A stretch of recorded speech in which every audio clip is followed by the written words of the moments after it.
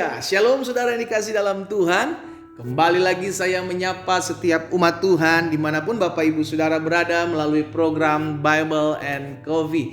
Saudara yang dikasih dalam Tuhan, melalui program ini saya rindu setiap umat Tuhan terus tertanam dalam firman Tuhan. Melalui program ini saya rindu setiap kita terus mencari Tuhan, mengandalkan Tuhan dan terus mengingat akan janji-janji Tuhan. Karena dunia di mana kita hidup adalah dunia yang semakin hari semakin jahat. Alkitab jelas mencatat dunia kita di mana kita hidup adalah dunia yang sedang lenyap dengan segala keinginannya, dengan segala kejahatannya. Tapi orang-orang yang hidup takut akan Tuhan, orang-orang benar akan hidup dalam imannya. Bagaimana kita bisa beriman? Bagaimana kita bisa timbul iman? Alkitab mencatat iman timbul dari pendengaran, dan pendengaran akan firman Kristus.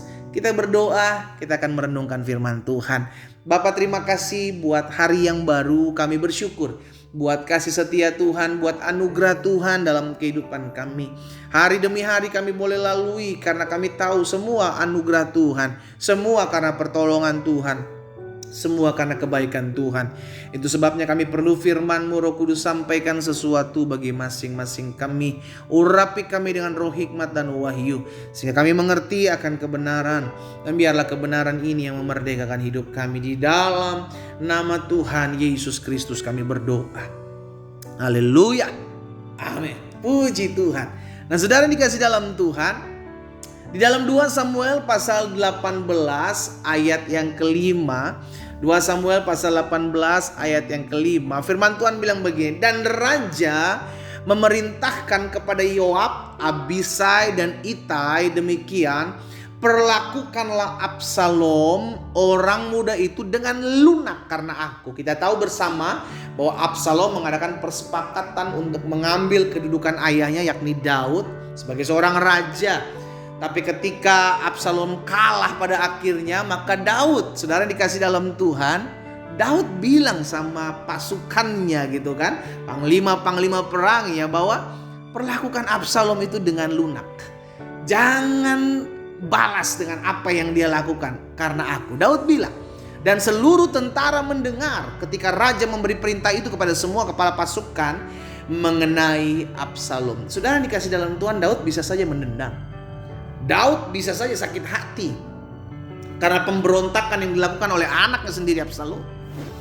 Tapi apa yang Daud lakukan? No, Daud bilang perlakukan Absalom dengan lunak karena aku. Daud menyadari kedendaman tidak menyelesaikan masalah.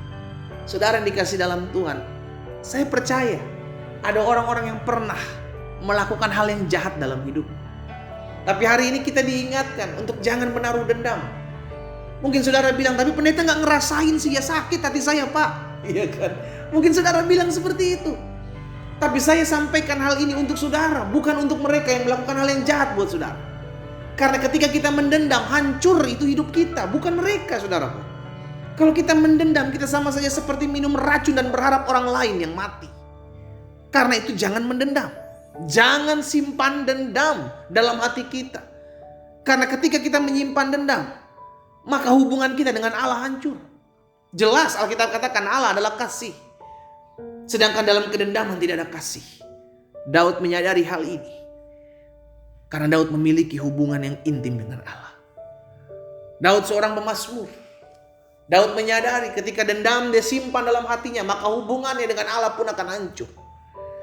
Itu sebabnya Daud tidak mau menyimpan dendam terhadap anak Absalom. Sekalipun dia berusaha, Absalom berusaha untuk mengambil alih kerajaan dia, kedudukan ayahnya sebagai seorang raja. Tapi Daud tidak dendam. Karena Daud tahu terlebih penting hubunganku yang intim dengan Tuhan. Karena ketika aku dendam, aku menyimpan dendam, maka hubunganku yang intim dengan Tuhan akan menjadi rusak. Lalu bagaimana pendeta kalau ada orang-orang yang hidupnya penuh dengan kedendaman tapi dia masih bisa menyembah Tuhan, masih bisa mengangkat tangan kepada Tuhan, masih bisa menangis-nangis?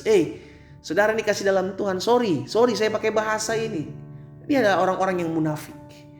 Bagaimana engkau bisa mengasihi Tuhan yang tidak terlihat, Alkitab katakan, tapi engkau tidak bisa mengasihi sesamamu yang terlihat. Engkau sedang menipu dirimu sendiri. Iya kan? Engkau menyimpan dendam kepada sesamamu, tapi engkau mengaku bahwa engkau mengasihi Tuhan. Gak bisa, saudara dikasih dalam Tuhan. Dari satu sumber mata air, Alkitab katakan tidak bisa terpancar dua rasa. Rasa pahit dan rasa manis. Dari satu hati kita tidak bisa terpancar dua karakter. Satu karakter pendendam, satu karakter mengasihi, gak bisa. Kita bilang kita mendendam, tapi kita ngaku kita mengasihi Tuhan yang tidak terlihat. Bagaimana mungkin Tuhan yang tidak terlihat kita kasihi, sedangkan manusia saudara kita yang terlihat saja kita simpan dendam. Daud menyadari hal ini, saudara yang dikasih dalam Tuhan. Karena itu dia lebih memilih tidak menyimpan dendam ketimbang merusak hubungannya dengan Tuhan. Jadi yang pertama, kita belajar dari Daud. Daud tidak menyimpan dendam karena Daud memiliki hubungan yang intim dengan Allah. Allah adalah kasih. Dan orang yang menyembah Allah, orang yang menyembah Yesus harus memiliki kasih. Itu sebabnya itulah yang Yesus ajarkan, kasihilah musuhmu, berdoalah bagi orang yang membencimu. Itu yang Yesus ajarkan, saudara yang kasih dalam Tuhan. Yang kedua, kenapa Daud tidak memiliki dendam? Daud tidak menyimpan dendam. Karena Daud menyadari dendam hanya menghancurkan hubungan kita dengan sesama. Iya kan? Dendam, sakit hati, kepahitan, itu hancurnya bukan kita dengan setan, saudara. Padahal setan yang merencangkan, setan yang menaruh sesuatu.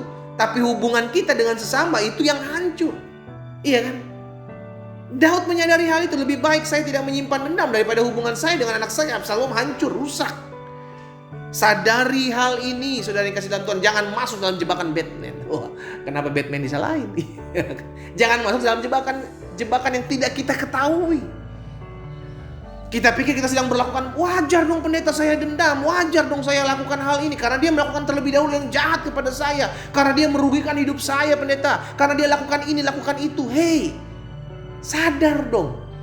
Kalau memang Tuhan izinkan hal itu terjadi, itu mendewasakan hidup kita, itu membuat karakter kita semakin hari semakin bertumbuh dalam pengenalan akan Tuhan. Bukan suatu kebetulan engkau dirancangkan yang jahat, engkau difitnah, engkau dirugikan. Karena Tuhan tahu engkau sanggup, engkau bisa, maka Tuhan izinkan hal itu terjadi. Tapi perjuangan, peperangan kita bukan melawan darah dan daging. Ingat hal itu. Ya, saudara dikasih dalam Tuhan. Daud tidak menyimpan dendam kepada Absalom. Dan ini pun yang harus kita lakukan. Karena Daud yang pertama memiliki hubungan intim dengan Allah. Dia tidak mau memilih untuk merusak hubungannya dengan Allah ketimbang menyimpan dendam terhadap sesama. Ini juga yang harusnya kita sadari. Jangan menghancurkan hubungan kita dengan Tuhan yang sudah menyelamatkan kita hanya karena ada orang-orang yang memang melukai kita, merugikan hidup kita. Yang kita percaya satu hal, bahwa Allah turut bekerja dalam segala sesuatu untuk mendatangkan kebaikan dalam hidup kita. Ada orang-orang yang merancangkan yang jahat. Kita percaya kok Tuhan bisa pakai rancangan orang jahat mendatangkan kebaikan dalam kehidupan kita. Amin. Yang kedua, kenapa Daud tidak berdendam? Karena Daud percaya, Daud tahu betul dendam hanya menghancurkan hubungan dengan sesama. Dan yang ketiga, kenapa Daud tidak mendendam? Karena dendam hanya membuat luka dalam kehidupan. Saudara, dendam tidak melukai musuhmu. Dendam itu tidak menghancurkan musuhmu. Mungkin kita berpikir kita berdendam, kita menyimpan sakit hati, kita simpan dendam, maka yang hancur adalah musuh kita, orang yang jahat kepada kita. No, yang hancur hidup kita. Yang hancur, yang luka itu hidup kita. Dan orang yang menyimpan dendam, orang yang menyimpan kepahitan, orang yang menyimpan luka akan menghancurkan dirinya sendiri. Sadari, ini hanya jebakan setan yang membuat hidup kita hancur, hidup kita kepahitan, hidup kita luka, dan hidup kita tidak mengalami kasih Tuhan. Lepaskan pengampunan. Jangan simpan dendam. Karena kita percaya manusia bisa mereka-rekakan yang jahat. Tapi Tuhan pakai semuanya itu untuk mendatangkan kebaikan. Dan ujung-ujungnya mendatangkan kasih dalam kehidupan kita. Kita berdoa. Kita datang kepada Tuhan. Bapa, ampuni kami. Kalau selama ini kami masih menyimpan dendam, sakit hati, kecewa terhadap orang-orang yang pernah melakukan yang jahat dalam hidup kami. Tapi hari ini kami menyadari bahwa dendam hanya merugikan hidup kami. Dendam hanya merusak hubungan kami dengan Tuhan. Dan dendam hanya merusak hubungan kami dengan sesama. Itu sebabnya hari ini kami mau melepaskan pengampunan buat orang-orang yang pernah melukai, menyakiti, mengecewakan, merugikan hidup kami. Kami tahu pembalasan adalah milik Tuhan. Bagian kami mengasihi, bagian kami mendoakan, bagian kami mengampuni. Hamba berdoa buat setiap umat Tuhan yang hari ini mau tergerak hati mereka untuk melepaskan pengampunan di dalam nama Yesus. Sehingga tidak ada lagi luka, tidak ada lagi dendam dalam hidup anak-anak Tuhan. Hamba-Mu berdoa ya Allah. Hamba mengucapkan berkat di dalam nama Yesus. Tuhan tolong. Hamba juga berdoa buat yang sakit, Allah jamah dan sembuhkan. Bahkan mereka yang berbeban berat, Tuhan yang memberikan kelegaan dan kekuatan dalam mereka menghadapi pergumulan yang ada. Di dalam nama Tuhan Yesus Kristus hamba berdoa. Haleluya. Amin.